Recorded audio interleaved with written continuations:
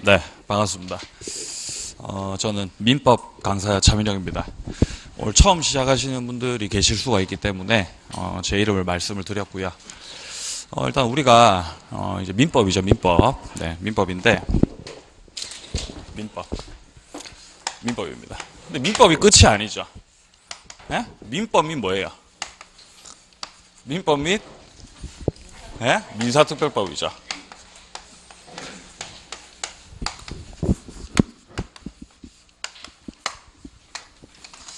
일단 민법 같은 경우는 이 법이라고 하는 게 등장하게 된 그 배경을 살펴봤을 때, 민법이 등장하게 된 배경을 살펴봤을 때 결국에는 개인과 개인 간의 분쟁 해결입니다. 자, 다시 한번 개인과 개인 간의 분쟁 해결, 그걸 위해서 등장을 한 거죠. 어떻게 하면 분쟁을 해결할 수 있을까? 각 당사자들에게 있는 권리 의무를 정확하게 규정 지어주면 분쟁을 해결할 수가 있습니다. 예, 지금 처음 들으시는 분들은 도대체 뭔 말하고 있는지 개념이 안 잡히실 수도 있는데, 결국 민법이라고 하는 거는 권리에 대한 과목이에요. 권리에 대한 과목이다. 권리와 의무를 당사자들에게 특정을 지어주면은 분쟁을 해결할 수 있다. 이런 배경에서 등장을 한 것인데, 예를 들어서 뭔가 계약을 체결한 거예요. 매매 계약 같은 거예요. 계약을 체결한 거죠. 자, 그런데 매수인이 예를 들어서, 자, 매수인이라고 하는 거는 이제 물건 사는 사람이죠. 자, 매수인이 뭔가 대금을 다 지급을 했습니다. 대금을 다 지급했다. 돈을 다 줬다. 자, 그럼 이 매도인 이분 같은 경우는 이제 물건을 넘겨주셔야 돼요. 안 넘겨주신다. 그러면은 당신에게는 물건을 넘겨주셔야 될 의무가 있다. 넘기세요. 라고 할 수 있어야 되겠죠. 뭐 그런 것들인 거예요. 자, 그런데 여기서 우리가 볼 수 있는 거는, 자, 이 매수인, 물건 사는 분이 매도인에게 자신의 권리를 주장한다. 권리를 주장한다.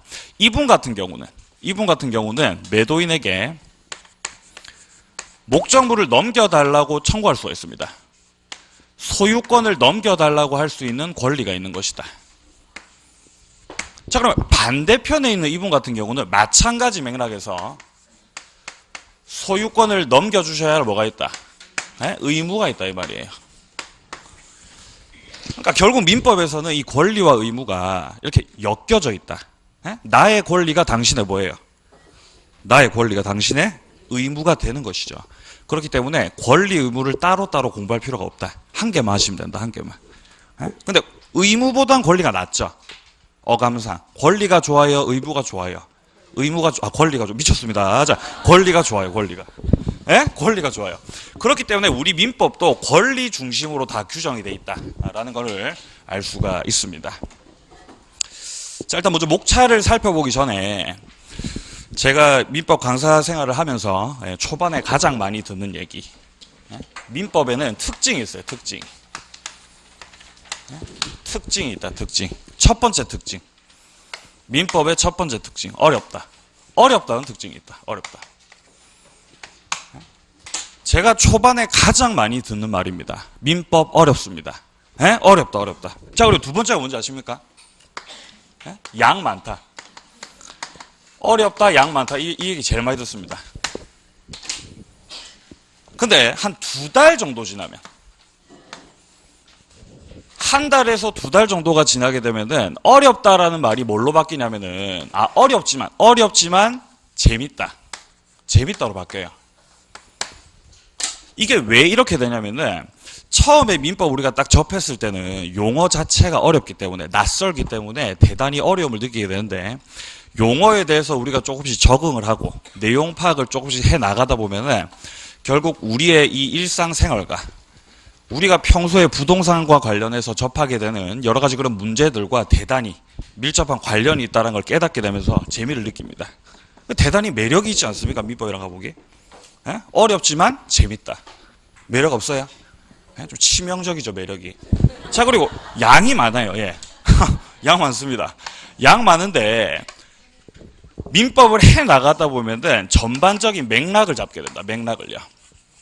결국 민법이라고 하는 거는 논리 체계거든요. 우리가 단순히 그냥 1차원적으로 책을 바라봤을 그냥 책 두께만 봤을 때는 그냥 양이 많게 느껴지죠. 하다 보면 내가 앞에서 했던 게 뒤에서 또 나오고, 뒤에 나오는 내용들이 앞에도 또 계속 반복이 되고 있고, 그렇게 알 수가 있어요. 책을 보다 보면요. 그러니까 결국 논리 체계로 이루어져 있기 때문에 양이 많다라고 처음에 느끼실지라도 공부를 해 나가다 보면은 결국 논리가 있구나. 이게 맥락이 있구나. 그거를 잡아 나가다 보면은 이제 외울 게 줄어들고 양이 점점 줄어들게 되는 거예요. 매력 있지 않습니까? 그러니까 한마디로 얘기해서 양이 많지만 많지 않은 거죠. 예. 저와 함께라면 할 수 있습니다. 예.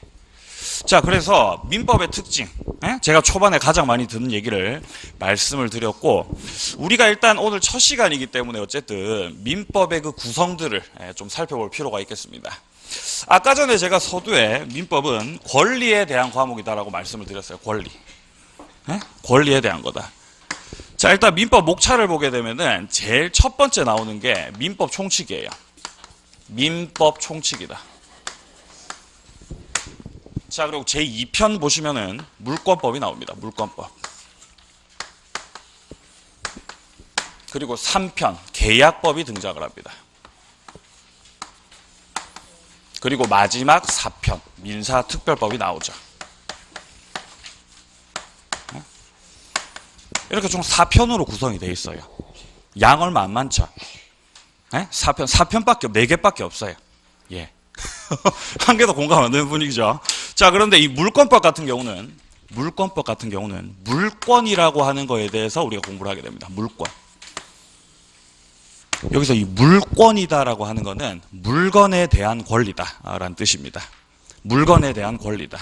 자, 그리고 우리가 계약법에서 하게 되는 거는 채권이라고 하는 걸 하게 돼요. 채권. 채권이라고 하는 거는 사람에 대해서 행사할 수 있는 권리를 말을 합니다. 이렇게 물권과 채권을 묶어서 우리가 권리다라고 말을 할 수가 있습니다. 그러니까 민법에서 보다 이 권리에 대한 구체적 내용이 등장을 하게 되는 게 제2편과 제3편입니다. 물권법, 채권법. 권리는 이 두 가지밖에 없어요. 두 가지밖에 없다. 그리고 이 물권과 채권에 포함되지 못하는 보다 더 전반적이고 포괄적인 내용이 이 민법 총칙 제1편에서 등장을 하게 됩니다.